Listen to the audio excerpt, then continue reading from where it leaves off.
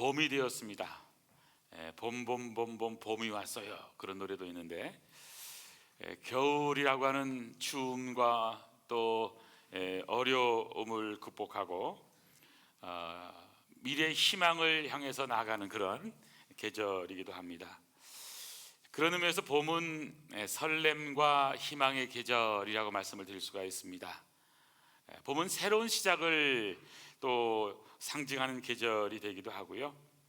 따스한 햇살이라든지 또 새롭게 새싹이 돋는 그런 소리들, 새 생명이 약동하는 그런 계절이 봄이라고 하는 사실입니다. 겨우 내내 입었던 옷들을 이제 얼마 없으면 정리할 때가 올 것이고, 그리고 우리는 또 여름을 향해서 이제 나가게 될 때가 올 것입니다. 모든 것은 때가 있는 것입니다. 기도할 때가 있고요, 찬양할 때가 있고, 말씀을 읽을 때가 있고, 말씀을 쓸 때가 있고, 특히 교회는 이것을 영적으로 민감하게 또 잘 반응해서 성도들이 함께 몸된 교회를 함께 섬겨 나가게 될 때 은혜가 되게 되는 것입니다. 그런 의미에서 저는 우리 아름다운 성도님들 이 사순절의 기간 동안 좀 더 주님을 가까이서 만나시고 또 주님의 말씀과 함께 또 말씀을 읽고 듣는 것만이 아니라 또 말씀을 쓰시면서 또 좀 더 말씀 가운데 살아가는 은혜가 있었으면 좋겠습니다. 오늘 본문은 예수님께서 예루살렘에 입성한 다음에 제일 먼저 하신 일이 기록되고 있습니다. 예수님께서는 예루살렘에 올라가셨습니다. 왜 올라가셨을까요? 죽으시기 위해서입니다. 십자가에 죽으시기 위해서, 온 인류의 죄를 대신해서 십자가를 지시기 위해서 예수님은 예루살렘에 올라가셨습니다. 예루살렘에 올라갔다라고 하는 것은 성공하기 위해서가 아닙니다. 예루살렘을 쟁취해서가 아닙니다. 유명해지기 위해서가 아닙니다. 오히려 죽기 위해서, 고난을 당하기 위해서 예수님은 십자가의 골고다의 길을 걸어가기 위해서 예수님은 예루살렘에 입성하셨습니다. 예루살렘에 입성할 때 많은 사람들이 손에 종려 가지를 들고 외쳤습니다. 호산나 호산나 다윗의 자손이여. 그러면서 얼마나 많은 사람들이 외쳤는지 모릅니다. 물론 그 사람들은 나중에는 예수님을 십자가에 못 박으소서 못 박으소서 라고 외쳤던 그런 사람이기도 합니다. 저는 예수님의 걸어가신 그 길을 우리도 함께 걸어가면서 오늘 제일 먼저 예루살렘에 입성했을 때 찾아간 곳, 바로 그곳이 오늘 본문에 나오는 말씀입니다. 예수님께서 예루살렘에 입성하신 다음에 제일 먼저 찾아간 곳이 어딜까요? 오늘 45절은 이렇게 말씀합니다. 성전에 들어가사 장사하는 자들을 내쫓으시며 그들에게 이르시되 기록된 바 내 집은 기도하는 집이 되리라 하였거늘 너희는 강도의 소굴을 만들었도다 하시니라. 예수님은 제일 먼저 성전을 찾아갔습니다. 그리고 성전에서 안타까운 모습을 보셨는데 그것은 강도의 소굴의 모습이었습니다. 그러면서 성전의 가장 중요한 기능이 뭐냐? 바로 기도하는 집이라고 말씀하고 있는 것을 보게 됩니다. 주님은 예루살렘에 올라가서 총독을 찾아간 것이 아닙니다. 권력자를 찾아간 것이 아닙니다. 바로 하나님이 함께 계시고 임재의 상징인 성전에 들어가신 것입니다. 그런 의미에서 예수님의 신앙의 가장 중심에는 항상 하나님의 성전이라고 하는 성전 중심의 신앙이 있었다는 것을 우리는 보게 됩니다. 여러분, 우리가 신앙생활을 하면서 우리는 어떤 중심으로 신앙생활을 하고 있습니까? 이스라엘 백성들이 광야에서 출애굽을 해서 광야의 노정을 걸어갈 때 하나님께서 민수기 1장 2장에서 계속해서 보여주는 것은 그 중심에 바로 성막이 있었고 성막을 중심으로 해서 이스라엘 백성들은 진을 치고 살았다고 하는 사실입니다. 바로 하나님 중심, 바로 성전 중심, 말씀 중심, 교회 중심, 바로 영적인 놀란 은혜 안에서 살아가는 것이 이스라엘 백성들의 삶의 중심이었다는 사실이죠. 그러면서 오늘 저는 신앙생활하면서 우리가 배워야 될 예수님의 삶의 본보기를 오늘 본문을 통해서 세 가지로 정리해서 말씀을 드리기를 원합니다. 예수님의 발자취는 어떤 발자취였을까요? 예수님은 예루살렘에 올라가셔서 제일 먼저 하신 일이 뭘까요? 오늘 첫 번째 배울 수 있는 것, 예수님은 성전 중심 예배자의 삶을 우리에게 사신 것을 보여주고 있습니다. 성전은 하나님이 계신 곳입니다. 하나님께 예배하는 곳입니다. 예수님은 성전을 늘 가까이 하셨습니다. 갈릴리에 사시면서 예수님께서 나사렛에 살다가 12살 때 성전에 올라오신 적이 있습니다. 누가복음 2장 41절에 보면 예수님 길을 잃어버린 거예요. 가다가 보니까 예수님이 안 보니까 그때 예수님의 어머니 아버지가 찾았잖아요. 그때 예수님께서 어찌하여 나를 찾으셨나이까? 내가 내 아버지 집에 있어야 될 줄을 알지 못하셨나이까? 라는 말씀을 하고 있는 것을 보게 됩니다. 예수님은 항상 그의 심령 가운데는, 그 마음 가운데는 바로 성전 중심, 하나님의 임재하시는 곳 성전에 계셨다고 하는 사실입니다. 저와 여러분이 항상 신앙생활 하면서 주님의 몸된 교회를 중심으로 신앙생활 한다는 것은 아주 중요한 것입니다. 그런 의미에서 우리가 교회 그러면 우리의 마음의 영적인 고향이 되는 것이고요, 그런 의미에서 성전은 아름다운 곳입니다. 시편 84편 1절 2절에 보면 만군의 여호와여 주의 장막이 어찌 그리 사랑스러운지요, 내 영혼이 여호와의 궁정을 사모하여 쇠약함이요, 내 마음과 육체가 살아계시는 하나님께 부르짖나이다. 항상 여호와의 성막, 하나님이 계신 곳, 성막은 어떤 의미에서 화려한 곳은 아니었습니다. 그렇지만 그것은 아름다운 곳이었습니다. 왜 그렇죠? 하나님이 계신 곳이기 때문에 그런 것입니다. 근데 문제는 오늘 예수님께서 성전을 찾아가신 것을 보면 그 이유가 나와 있습니다. 바로 예수님께서 성전을 보시면서 예수님은 오히려 성전에 있는 많은 것들에 대해서 지금 분노하시는 모습을 보게 됩니다. 성전에 들어가셔서 하신 일이 뭡니까? 장사하는 자들을 내쫓으시며 그러면서 너희는 강도의 소굴을 만들었도다. 이 말씀을 보시면서 성전의 기능이 상실되고 오히려 성전의 본질을 상실한 모습을 안타까워하시면서 성전을 청결케 하시는, 정화하고 있는 예수님의 그 모습을 보게 되는 것입니다. 왜 예수님께서 이렇게 지금 분노하고 계신가? 또 다른 성경에 보면요, 상을 둘러 엎으셨다고 말씀합니다. 내쫓으십니다. 비둘기 파는 자들, 장사하는 자들을 다 내쫓으세요. 이거를 보면서 아니 예수님이 인격이 떨어진가? 그런 것이 아니잖아요. 예수님은 하나님의 몸인 교회가 교회의 본질을 잃어버릴 때 바로 예수님은 분노하시면서 본질을 회복하라는 것입니다. 여러분, 이것은 주님의 몸된 교회라고 하는 것은 어떤 건물만을 의미하는 것이 아닙니다. 어떤 의미에서 저와 여러분이 주님의 몸된 교회가 될 수 있는 것입니다. 구약에서는 예배하는 그 자리가 성전이었습니다. 그리고 성막이 하나님의 성전이 되었고, 그리고 솔로몬 성전, 스룹바벨 성전, 그리고 예수님 당시에는 헤롯 성전을 짓는 그 당시였기 때문에 예수님께서는 요한복음 2장 19절에 너희가 이 성전을 헐라 내가 사흘 동안 일으키리라, 이 말씀하니까요 많은 사람들이 아니 제정신인가? 그러나 예수님께서는 해석합니다. 이렇게 말한 것은 성전된 자기 육체를 가리킴이라. 사흘 동안 바로 죽음의 사망의 권세에 갔다가 부활하실 것을 말씀하신 것입니다. 저는 그런 의미에서 여러분, 교회가 무엇인가? 교회는 예수 그리스도를 고백한 바로 그 고백이 교회입니다. 고백한 성도들이 교회입니다. 건물이 교회가 아닙니다. 참 성전은 예수 그리스도시고요, 예수 그리스도 그분의 이름이 높여지는 것이 교회인 것이죠. 저와 여러분이 정말 아름다운 교회를 만들어가는 그런 복된 성도들이 되기를 소원합니다. 고린도전서 3장에도 보면 너희가 하나님의 성전인 것과 하나님의 성령이 너희 안에 계신 것을 알지 못하느냐.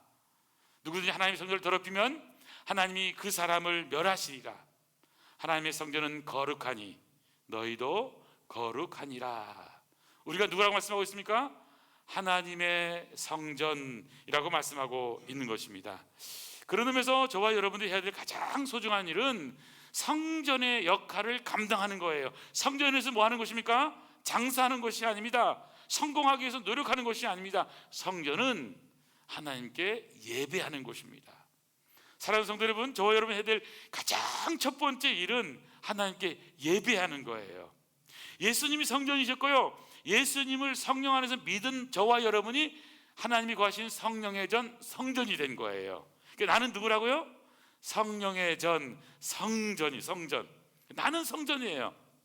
여러분, 그러면서 성전이 해야 될 가장 중요한 일은 바로 하나님께 예배자로 살아가는 겁니다. 그러니까 내가 해야 될 가장 첫 번째 일, 오늘 예수님의 모습을 배울 수 있는 것은 성전 중심 예배자의 삶의 모습을 배우는 것이죠. 그런데 여러분, 이 교회가 교회의 기능을 하지 못하고 예배가 예배자의 기능을 하지 못할 때 주님께서는 바로 그 부분을 지적하게 되는 거예요. 사실 오늘 우리가 이렇게 예배 드리고 있습니다만은 지금 여러분 얼마나 은혜입니까? 얼마나 감사한 일입니까? 몇 년 전이잖아요. 우리가 예배 드리고 싶어도 예배 드리지 못하도록 방송에서 얼마나 그냥 교회가 마치 그 코로나에 온상 것처럼 막 그냥 떠들어대고 얼마나 했는지 모릅니다. 버스는 마음대로 타게 하고 뭐 지하철도 뭐 그냥 수없이 꽉꽉 차고 다는데 그냥 교회는 오면 안 되는 것처럼. 그래도 여러분, 저는 다시 한 번 더 주님의 몸된 교회가요, 이게 예배가 회복된 것을 위해 저는 감사를 드리고, 사랑하는 성도 여러분, 예배자의 삶을 살아가는 축복의 길들이 축원합니다. 그래서 신앙생활에서 가장 소중한 게 뭘까? 오늘 우리가 충만이란 찬양을 우리가 불렀습니다마는 최근에 가장 은혜된 찬양을 계속해서 이 작곡하고 있는 분이 손경민이라고 하는 목사님입니다. 손경민, 오늘 충만도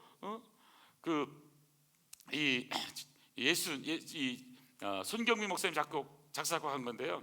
이분이 이 곡을 작사곡하려고 은혜가 무엇인가를 이제 이분이 작사를 하려고 해서 은혜를 수집하기 시작을 했다고 합니다.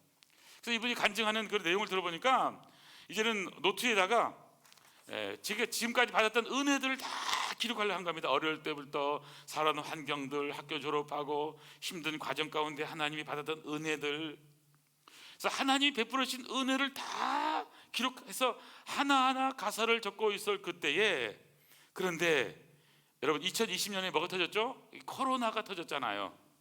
그래서는 코로나가 터져가지고 지금까지 썼던 모든 가사를 다 버리고요, 코로나 이후에 그 코로나 시간 동안 베풀어진 하나님의 은혜를 다시 한번 더 깨달으면서 쓴 것이 지금 우리가 부르고 있는 은혜라고 하는 가사였다는 사실입니다.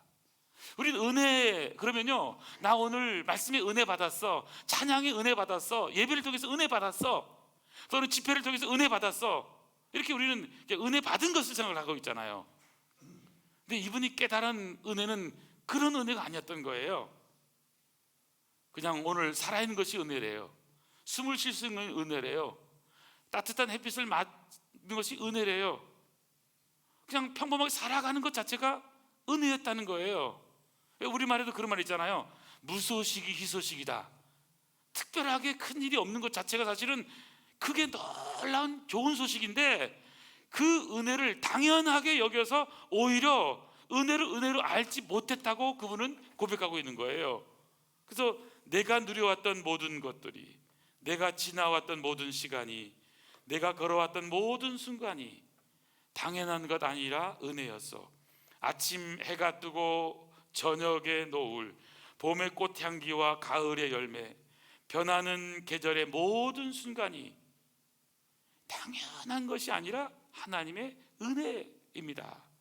내가 이 세상에 태어나 사는 것, 어린아이 시절과 지금까지 숨을 쉬며 살며 꿈을 꾸는 삶, 당연한 것 아니라 하나님의 은혜입니다. 내가 하나님의 자녀로 살며 오늘 찬양하고 예배하는 삶, 복음을 전할 수 있는 이 축복, 당연한 것 아니라 하나님의 은혜입니다 라고 고백하고 있는 거예요. 제가 설교 노트에다가 적었습니다. 이분이 이런 간증하더라고요. 코로나가 시작되면서 돌아보니까 우리 삶이 이미 은혜로 가득 차 있는 것을 깨닫게 되었습니다. 하나하나 따져보니까 이미 은혜라는 바다 안에 있는 이 물고기처럼 내게 주어진 것 중에 은혜 아닌 것이 하나도 없었습니다. 물고기가 아무리 돌아다녀도 결국은 바다 안에 있는 것처럼 우리가 어떤 길을 가더라도 내가 은혜 안에 있다는 사실 잊지 않고 살면 좋겠습니다 라는 고백을 하고 있습니다. 그렇습니다. 오늘 여기 우리가 예배 드릴 수 있는 것이 은혜고요, 살아있는 게 은혜고요, 숨을 쉬는 것이 은혜고요. 여러분 몇 번씩 사형 선고 받아보지 않으셨어요? 저도 거의 사형 선고 다름없는 그런 아픔까지 가본 적도 있었습니다. 근데요, 이게 살아있는 것, 숨을 쉬는 것, 내가 지금도 이게 있다는 것, 이거 생각하면 다시 한 번 더 하나님의 은혜라고 고백하게 됩니다. 저는 그런 의미에서 저와 여러분이 하나님의 은혜를 고백하면서 우리의 삶의 가장 중심에 바로 예수님처럼 성전 중심 예배자의 삶을 살아가는 아름다운 복된 성도 되기를 축원합니다. 오늘 본문을 통해서 배우는 두 번째입니다. 예수님은 어떤 삶을 사셨습니까? 예수님은 성전은 만민이 기도하는 집이라고 하셨습니다. 성전은 어떤 곳이냐? 교회는 뭐 하는 곳이냐? 오늘 본문에 보니까 성전에 들어가셔서 장사하는 자를 내쫓으시면서 이사야 56장에 있는 말씀을 그대로 인용합니다. 기록된 바 내 집은 기도하는 집이 되리라. 내 집은 만민을 위하여 기도하는 집이다. 하나님의 집은 기도하는 집입니다. 교회의 본질은 기도하는 것입니다. 성전은 기도하는 곳이라는 것입니다. 사람이 모여서 세상의 구제를 위한 기관이 아닙니다. 정치하는 곳이 아닙니다. 사회를 개혁하고 구제사업하고 이런 사업을 하는 곳이 아닌 것입니다. 바로 주님의 몸된 교회는 죽어가는 영혼을 살리고 그 영혼들에게 다시 새로운 놀라운 능력을 불어 넣어주셔서 그래서 성전의 기능을 회복해야 되는 겁니다. 그거 바로 기도인 것입니다. 여러분 신앙생활을 하면서 가장 소중한 게 뭘까요? 바로 하나님 앞에 기도하는 것입니다. 누가 기도할 수 있는 것입니까? 바로 하나님의 자녀가 할 수 있는 것입니다. 우리는 세상의 일반 종교와 기독교는 다른 거예요. 기독교는 종교가 아닙니다. 하나님은 살아계신 거예요. 여러 종교에서 하나가 기독교가 아닙니다. 생명의 종교입니다. 여러분 똑같이 살아가지만 오늘 살아가는 게 아니에요. 우리가 여기서 똑같이 먹고 살고 고난 가운데 살고 있는 것 같지만 가는 길이 달라요. 가는 길이 달라요. 우리의 목적지가 다른 거예요. 우리는 영원한 하늘나라가 기다리고 있는 거예요. 세상에 많은 사람들은 이 세상에 살면서 자기가 원하는 대로 희희낙낙거리면서 아무리 호화스럽게 산다 할지라도 그들이 가는 곳은 바로 불못지옥으로 유황불이 있는 곳으로 가고 있는 거예요. 하지만 예수 믿는다라고 하는 것은 완전히 다른 거예요. 이 땅에서 어떤 고통이 있더라도 어떤 힘든 것이 있더라도 우리는 영원한 천국을 향해서 가고 있는 거예요. 저 하늘에는 눈물이 없는 곳이에요. 슬픔이 없어요. 더 이상 애통이 없습니다. 죽음이 없습니다. 영원한 행복이 있는 곳이에요. 그곳을 향해 가는 것입니다. 우리가 이 땅에 사는 것으로만 만족한다면 여러분 예수 믿는 것이 무의미해요. 너무 불쌍한 거예요. 저는 이 땅의 삶이 다 끝이라고 한다면 저는 목사 안 하겠습니다. 왜 합니까? 미쳤지. 여러분 마찬가지 아니에요? 왜 이 땅에서 여러분 그냥 뭐 선하게 살다가 말지, 그럴 거면 왜 고생합니까? 여러분 정말 영원한 하늘나라에 소망이 있기 때문에 이 땅의 삶은 잠깐이잖아요. 여러분 우리 육신이라는 것은 여러분 길어야 60, 70, 80, 100년도 못 삽니다. 그렇지만 영원한 삶이 있는 거잖아요. 그것을 향해서 가는 거잖아요. 그렇기 때문에 저와 여러분이 힘들지만 주님의 몸된 교회에 와서 주님의 말씀을 듣고 은혜 받고 기도하고 땅끝까지 주님의 복음을 전하는 놀라운 역사를 하고 있는 거잖아요. 주님께서 내 집은 기도하는 집, 강도의 소굴을 만들었도다. 이 말 가운데는 진짜 교회가 뭐냐, 교회된 저와 여러분이 해야 될 사명이 뭐냐, 우리가 해야 될 가장 소중한 일이 무엇이냐를 말씀하고 있는 것입니다. 기도하는 집을 강도의 소굴로 만들어버렸다는 거예요. 영원한 하늘나라를 꿈꾸면서 천국에 대한 소망을 잃어버린 자들에게 소망을 줘야 될 교회가 바로 이 땅에서 성공하고 실패하고 좌절하고 그런 것만 하다가 이 세상 썩어지고 없어질 것만을 위해 살다가 끝나버리는 그런 모습으로 바뀌어졌다는 거예요. 이게 강도의 소굴에 다 들어가 있는 겁니다. 상처받은 심령, 버림받은 영혼. 하지만 세상에서는 어려워도 주님 앞에 나오기만 한다면 주님께서는 다 받아주시잖아요. 예수님께서 말씀하셨습니다. 건강한 사람에게는요 의사가 필요 없대요. 병든 사람에게만 의사가 필요한 것처럼 나는 의인을 부르러 온 것이 아니라 죄인을 부르러 왔다고 분명하게 말씀하고 있는 겁니다.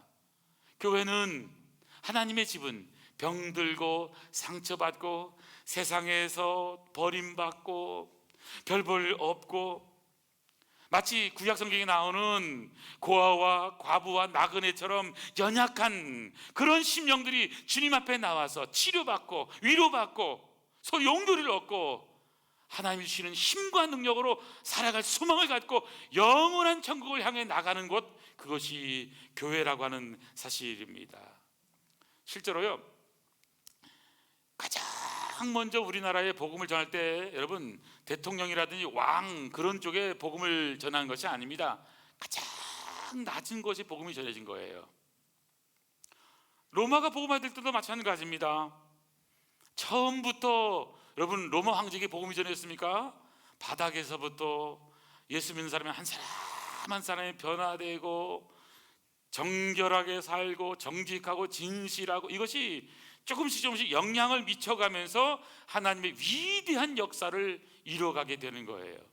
누가 알아주든 알아주지 않든 여러분 우리 각자가요 있는 자리에서 주님이 주신 귀한 사명을 잘 감당하다 보면 이게 세계의 역사를 바꾸는 위대한 일들이 된다라고 하는 사실인 것이죠.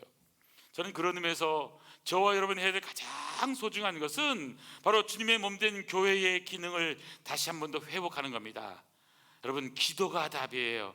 기도를 통해서 우리가 하나님의 역사를 이루어가게 된다라고 하는 사실입니다. 그래서 예수님은요 어떤 어려운 환경 가운데 있을 때마다 항상 기도하는 일을 소홀히 하지 않으셨습니다. 마가복음 1장에 보면 예수님께서 하루 종일 여러분 사시는데 주일을 얼마나 바쁘게 사는지 모릅니다. 성전에 가서 말씀을 가르치고 오후에는 베드로 또 장모를 또 고치기도 하고 밤에는 다시 와가지고 많은 각색병자 귀신 들린 자를 내어 쫓기고 귀한 사역을 하시다가 다음날 아침, 마가복음 1장 35절을 보면요 다음날 아침입니다. 명일 다음날에요 예수님께서는 새벽 오히려 미명에 해가 뜨기도 전에 일찍 일어나셔서 한적한 곳에 가서 거기서 기도하셨다고 성경은 말씀하고 있습니다. 뿐만이 아닙니다. 예수님 오병이어의 놀라운 역사를 일으켰잖아요. 바로 보리떡 5개와 물고기 2마리로 남자만 5,000명을 먹이고 12광지를 남기는 위대한 역사를 일으켰죠. 그리고는 사람들이요, 아니 이런 위대한 사람을 놔둬서는 안 된다, 우리 지도자로 섬기자, 왕으로 삼자. 그리고 왕을 삼으려고 한 거예요. 그때 예수님께서 하신 일이 뭐죠? 예수님은요 그 소식을 알고는요 오히려 산으로 조용히 가서 기도하셨습니다. 예수님 자신이 하실 일이 무엇인가를 분명히 아신 것입니다. 뿐만이 아닙니다. 여러분, 오늘 본문 지나서 예수님께서 이제 목요일이 되면 세족식을 다 끝난 다음에 망찬식 한 다음에요, 그리고는 십자가 지시기 전에, 잡히시기 전에 예수님이 올라간 기도의 동산이 있었습니다. 22장에 가보면요 바로 겟세마네 동산입니다. 예수님이 습관을 따라 그곳에 가서 기도하셨는데 예수님이 힘쓰고 애써 더욱 간절히 기도하시니 땀이 땅에 떨어진 핏방울 같이 될 만큼 예수님은 간절하게 기도하셨다고 말씀하십니다. 마태복음 26장 39절에서는요 조금 나아가서 얼굴을 땅에 대시고 엎드려 기도하여 이르시되 내 아버지여 만일 할만하시거든 이 잔을 내게서 옮기시옵소서. 그러나 나의 원대로 마옵시고 아버지의 원대로 하옵소서. 제자들이 오사 그 자는 것을 보시고 베드로에게 말씀하시되 너희가 나와 함께 한 시간도 이렇게 깨어 있을 수 없더냐. 예수님은 간절히 기도하셨는데 제자들은 뭐 한 거예요? 기도하라 그러니까 한 시간도 기도 못하고 뭐 했어요? 그냥 좋은 겁니다. 잠잔 거예요. 여러분, 우리는요 기도회를 좋아합니다. 기도합시다. 다 같이 목사가 기도할 수 있어요. 여러분, 기도회 중요합니다. 왜냐하면 함께 기도해서 놀라운 역사를 있기 때문에. 하지만 기도도 중요합니다. 기도. 여러분, 기도회도 중요하고 기도도 중요한 거예요. 우리가 주일날 하는 일이든 모든 일은요, 저도 주일 이 저녁마다 와서 교회에서 늘 하는 것은 기도하는 일입니다. 기도회를 인도하지 않습니다. 금요일 저녁에는 또 몇 분이 오세요. 마음속에서는요 기도회를 인도하고 싶은 마음이 있지만 기도합니다. 왜냐하면 예수님께서 보세요, 기도하셨어요. 제자들에게 다 모여라, 다 같이 통성으로 기도하자. 이거 중요한 거예요. 왜냐하면 사도행전에 그런 기도가 많이 있으니까. 근데 예수님께서는 제자들에게 다 기도하게 하시고요, 본인도 다른 성경에 보면요 돌 던질 만큼 떨어져서 기도하시는 겁니다. 그리고는 그곳에서 정말 간절하게 기도하시는 모습입니다. 사랑하는 성도 여러분, 항상 기도에 힘쓰는 분들 되기를 간절히 원합니다. 우리 주일날도요, 여러분 예배 끝나고 그냥 가지 마시고 밥 먹은 다음에 밥값 하고 가셔야 돼요. 5분 10분은요 여기 성전에 오셔서 잠깐 기도하고 가세요. 그래도 괜찮거든요. 예? 뭐 1시간씩 못해도 괜찮습니다. 그러니까 조금씩만 부담 가지시고, 그리고요 밥값은 해야지 그래도요. 그래서 여러분 기도하시고, 기도할 때는 그때 자기 기도 제목도 하지만 교회 기도 제목이라든지 또 성도들 위해서 기도한다든지, 우리가 기도할 게 얼마나 많습니까 여러분. 내 걱정 이제 인테리어를 하려니까요 여러분 장난이 아닙니다. 기도할 일이 한두 가지가 아니에요. 정말 하나님이 역사하지 않으면요 할 수가 없어요. 그래서 저는 하나님 앞에 다시 한 번 더 정말 주님, 우리 아름다운 교회가 기도하는 성도들, 기도하는 정말 한 분 한 분을 통해서 하나님의 역사가 일어나기를 소원합니다. 사실 빌 하이블스라는 목사님이 있잖아요. 윌로우 크릭 커뮤니티 처치에.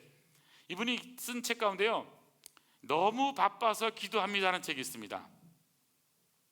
여러분 한번 만져보면 실력이 되는 책입니다. 뭐 여러 내용이 있지만 바쁜 사람이 더 기도해야 된다는 내용입니다. 저한테 하는 말이더라고요. 뭐 루터가 그런 얘기잖아요. 더 바쁜 날일수록 기도를 1시간을 더 한다고. 실제로요 우리는 바빠서 기도하지 못한다고 하는데 책 제목 자체가 좋잖아요. 너무 바빠서 기도합니다. 바쁘기 때문에 기도하지 않으면 내 힘으로는 살 수 없다는 의미도 될 것이고요, 그렇지 않으면 많은 삶이 바쁨에 쫓아서 살다 보면 어디로 가는지, 어떤 삶을 살고 있는지 모를 수 있기 때문에 기도해야 된다는 사실입니다. 그러면서 그분은 책에서 이런 얘기를 합니다. 너무 바쁘다는 건 기도하지 않아도 될 이유가 아니라 오히려 기도해야 할 이유입니다.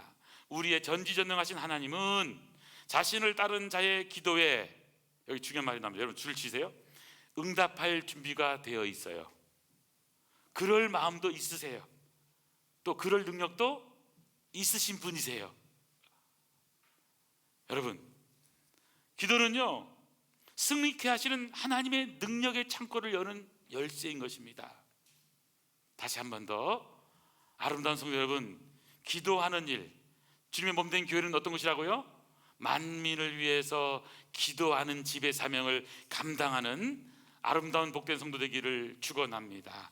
마지막 하나만 더 보시겠습니다. 예수님은 자기 피로 값주고 사신 교회를요 사랑하는 자를 사랑하시는 분이라는 사실입니다. 성전에 제일 먼저 가신 것은, 성전을 여러분 그냥 무너지고 무시한 분이 아니세요. 예수님 자신이 성전이시기에 성전이 얼마나 중요한가, 교회의 기능이 얼마나 중요한가 하는 것을 보여주기도 합니다. 그래서 그분이 하신 일이 뭐냐면 47절에 보니까 예수님께서는요 날마다, 여기 제일 중요한 단어가 날마다라는 단어예요. 날마다, 매일매일 성전에서 가르치시니. 예수님은 날마다 성전에서 가르치신 분이신 거예요. 우리는 성전을 날마다 드나드는 것이 축복인 거예요. 우리는 어릴 때 초등학교 때, 중학교 때 저는요 하루도 안 빼주고 성전에 교회를 꼭 왔다 가게끔, 어릴 때 우리 시골에서는 그렇게 교육을 받아가지고, 뭐 동네가 작으니까 뭐 금방 가긴 하잖아요. 그래서는요 학교 갔다 오면 꼭 교회 들렸다가 그냥 인사하고 오고, 이런 것이 늘 생각이 납니다. 여러분, 교회를 가까이 하시기를 바랍니다. 수요일 저녁은 뭐 그냥 특별한 사람만 나오는 날이야 생각해서 여러분 안 나오려고 하지 말고 좀 나오셔도 돼요. 나와도요 안 죽습니다 여러분. 뭐 아무리 바빠도 그 한 번 더 나온다고 해서 뭐 큰일 나지 않습니다 여러분. 그러니까 가능하면 여러분 날마다 성전에서 가르치시고 성전에서 기도하셨던 예수님의 모습을 보면서 교회를 좀 더 가까이 해서 예수님이 자기 피로 값주고 사신 교회를 사랑하는 것을 우리가 배워야 한다는 사실입니다. 예수님은 교회를 사랑하셨습니다. 날마다 성전에 계셨고 성전에서 말씀을 가르쳤습니다. 여러분, 왜 우리가 교회를 사랑해야 될까요? 왜 우리가 교회를 소중히 여기고 교회를 아껴야 될까요? 교회는 우리 주님께서 세우셨기 때문에 그런 것입니다. 우리 예수님께서 이 땅에 오신 목적 중에 하나가 뭐냐? 가장 중요한 목적은 바로 주님의 몸된 교회를 세우기 위해서인 겁니다. 신약성경 마태복음 16장 18절 보니까 너는 베드로라, 내가 이 반석 위에 내 교회를 세우리니 음부의 권세가 이기지 못하리라. 예수님께서 말씀하신 것은 내 교회, 주님이 주인이신 교회입니다. 예수님이 주인이신 교회, 교회는 예수님이 주인인 겁니다. 교회의 주인은 목사가 아닙니다. 교회의 주인은 성도가 아닙니다. 교회의 주인은 예수님입니다. 하나님의 교회예요. 예수님의 교회인 것입니다. 베드로 한 사람의 이 신앙 고백, 그 고백한 대표로서의 베드로, 예수님은 주님은 그리스도시요 살아계신 하나님의 아들이십니다라고 고백한 이 고백한 성도 여러분이 교회인 거예요. 그래서 이 고백한 한 사람 한 사람의 이 헌신이 모아져서 교회는 커지게 되고 위대한 역사를 이루게 되는 겁니다. 교회 처음 시작은 베드로였습니다. 야고보, 요한, 안드레, 빌립, 마태, 예수님의 제자들, 그리고 120문도가 모여서 성령이 오심으로 교회가 시작이 되었고, 그리고 가는 곳곳마다 예루살렘 교회, 그리고 또 안디옥 교회, 지역마다 주님의 몸된 교회가 바로 일어나게 된 것이죠. 저는 이 아름다운 교회를 좀 더 사랑하고 정말 주님의 몸된 아름다운 교회를 위해서 헌신하며 살아가는 아름다운 성도들이 축원합니다. 오늘 결론은 다른 게 아닙니다. 저는 우리 주님의 몸된 아름다운 교회가 주님이 기뻐하는 교회가 되기를 원합니다. 우리 옆에 분에게 이렇게 인사하시겠습니다. 주님이 기뻐하는 아름다운 교회가 되십시오. 인사하겠습니다. 주님이 기뻐하는 아름다운 교회가 되십시오. 여러분, 아름다운 교회는 이 장소적인 개념만이 아닙니다. 여러분, 우리가 아름다운 교회입니다. 우리 각자가 주님이 기뻐하는 아름다운 교회로서 사명을 감당하는 아름다운 복된 성도 되기를 축원합니다. 기도하시겠습니다. 하나님 아버지, 감사합니다. 우리 아름다운 교회가 이제 34년째를 맞이하고 있습니다. 새봄이 되었습니다. 다시 일어나게 하여 주시옵소서. 아버지 하나님, 죽었던 대지에 새 생명이 싹트는 것처럼 우리 심령 가운데도 주님을 향한 새로운 싹이 돋아나게 하여 주시옵소서. 열정이 회복되게 하여 주시옵소서. 새 생명이 파릇파릇 일어나는 것처럼, 아름다운 꽃이 피어나는 것처럼 우리 심령 가운데 주님을 향한 뜨거운 열정이 피어나게 하여 주시옵소서. 아버지 하나님, 우리의 신앙의 삶의 자리가 하나님의 은혜임을 고백하게 하여 주시옵소서. 우리가 살아가는 것, 숨을 쉬는 것, 오늘 여기 있음이 하나님의 은혜임을 알게 하여 주시옵소서. 모든 것이 은혜입니다. 당연한 것 하나 없습니다. 하나님이 하신 것이고 하나님의 은혜가 아니오거든 우리가 하루도 살 수 없는 존재이기에 오늘도 하나님의 은혜에 감사하며 고백하며 살아가는 아름다운 성도, 주님이 기뻐하는 아름다운 교회 되도록 축복하여 주시옵소서. 모든 영광 주님께 올려드리고 예수님의 이름으로 기도하옵나이다. 아멘, 아멘.